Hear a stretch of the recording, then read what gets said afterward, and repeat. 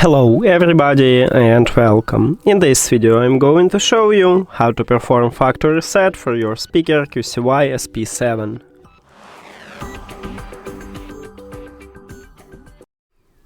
To perform a factory reset, firstly your speaker should be turned on, and after that at the top we have all controls, so you need to find Bluetooth button and press and hold it for at least 8 seconds until you will hear sound.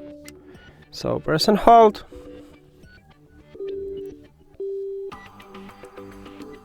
Now we keep holding and your speaker will turn off.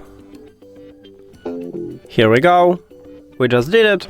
Now we need to reconnect the speaker with the phone, so go to the settings on your phone, then Bluetooth or connected devices, and at the device list click the information icon or settings icon near to your speaker. Then forget this device and forget device. After that we need to turn on the speaker, but firstly, if you have Android, click Pair New Device button at the top.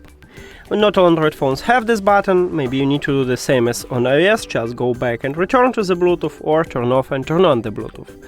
Now we can press and hold power button.